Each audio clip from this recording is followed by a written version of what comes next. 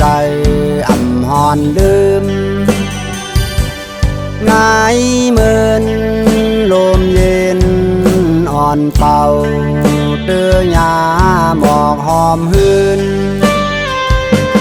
ตีลายใจก็วนอ่ำปองว่ายามหันสู่อยู่ตีลายกุยกาพองเมื่อมายุ่มเหมือนยามมืดคือเก่าเตยาวอำนันก็หันนางน้องในพันยามอันขิงกลางคืนถูกแม่นเย้าเปิ้นว่าจอจีวางยามอันขิงเปิ้นนอนจึงต้องไว้ในใจกอบไทยหันแม่นยางเมื่อเลว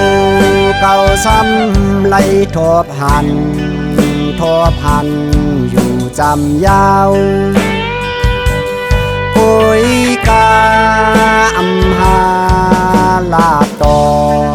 เปยินหยาบใจน้อง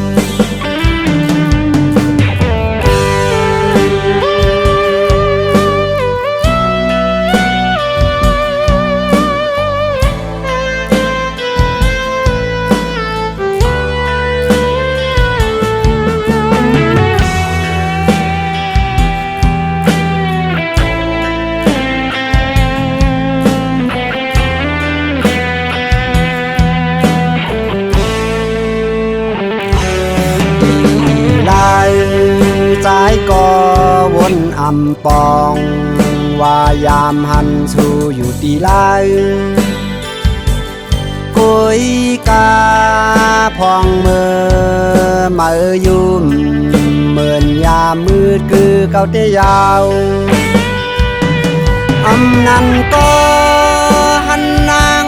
น้องในพันยามอันขิงกลางคืนถูกแม่นเย้าเปิ้นว่าจอจีวางยามอันขิงเปิ้นนอนจึงต้องไว้ในใจ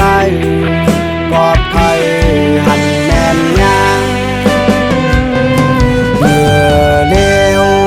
เก่าซ้ำไล่ทบหันอยู่จำยาว